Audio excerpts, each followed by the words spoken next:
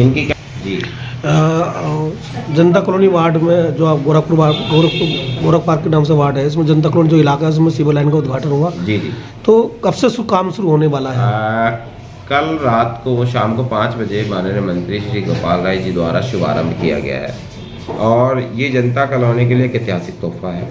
जनता colony में पिछले कई सालों से और कई लंबे वर्षों से 35 सालों से लोग आए, प्रलोभन देते रहे, लेकिन काम नहीं करवाया।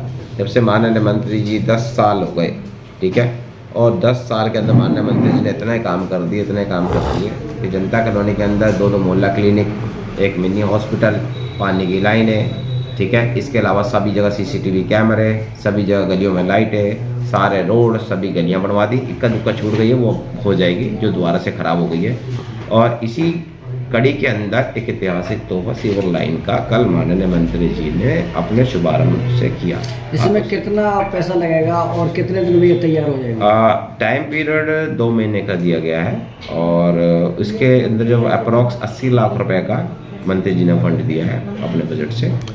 और इस 80 लाख रुपए में अभी हम लोग मेन रोड ले रहे हैं, उसके बाद इंटरकनेक्टेड करेंगे गलियां बाद में।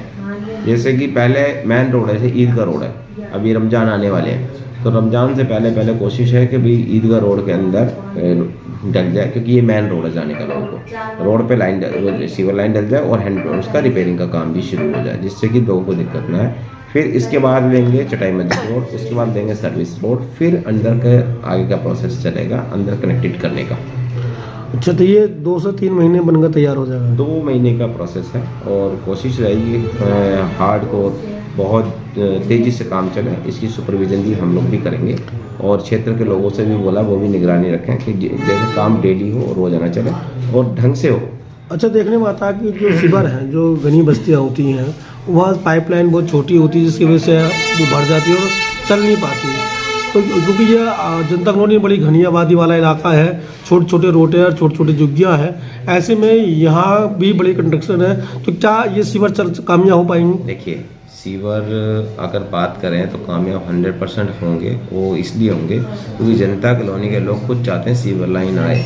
अभी सभी जगह ओपन डिस्चार्ज है जो नालियों में बहता है, और जब वो इंटरकनेक्टेड हो जाएगा तो जालियां लगाई जाएंगी, जिससे कि अगर कोई वैसे जैसे अब दुकानदार हैं, उन्होंने अपना सामान बेचा या बच्चे ने कोई सामान लिया, वो बोतलें उधर फेंक दी, रैपर वहीं फेंक दिए, उससे भी कई बार फंस जाते हैं आकर के, तो दिक्कत हो जाती है।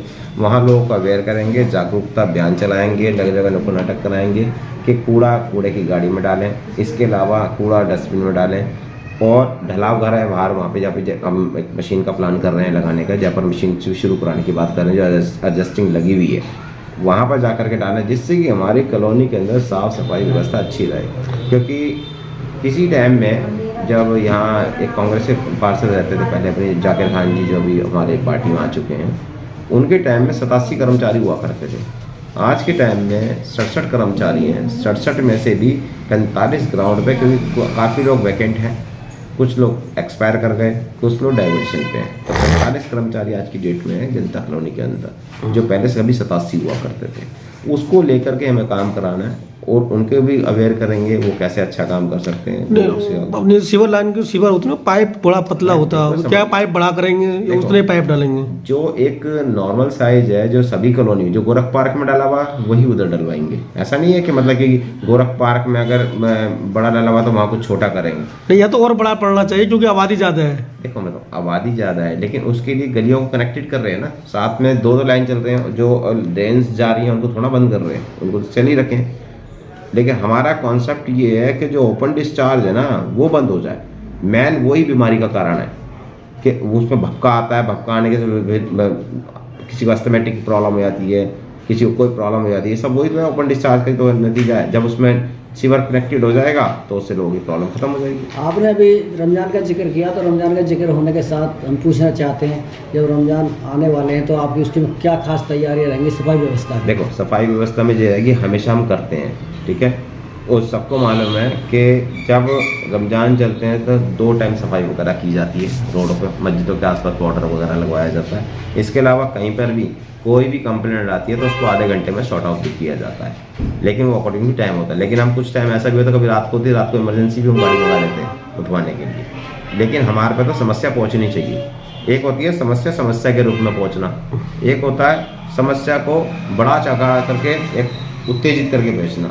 वो भी भेजो, हमें कोई इश्यू नहीं है, लेकिन हम चाहते हैं समस्या को ख़त्म करना है। अगर समस्या नहीं ख़त्म हुई होती, 35 साल से बीजेपी जो राज कर रही थी 15 साल से, वो खड़ी होती क्या?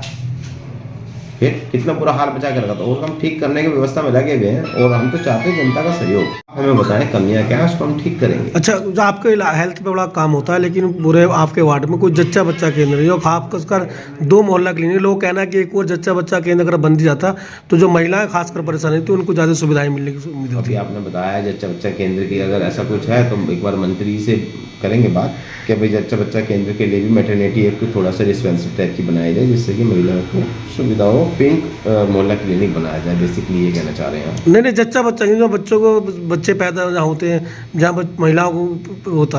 अच्छा, तो ठीक है, वो मंत्री जी से बात कर लेंगे उस विषय पर और मंत्री जी को बोलेंगे भाई पब्लिक की डिमांड है कि यहाँ पे जच्चा बच्चा केंद्र भी आपने बताया 45 कर्मचारी, ये 45 कर्मचारी जनता कॉलोनी के अंदर है या आप पूरे वार्ड में हैं? ओनली जनता को।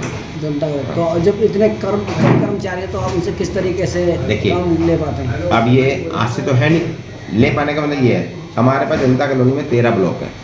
13 ब्लॉकों के अंदर सभी की ड्यूटियाँ लगा रखी है, ठीक है।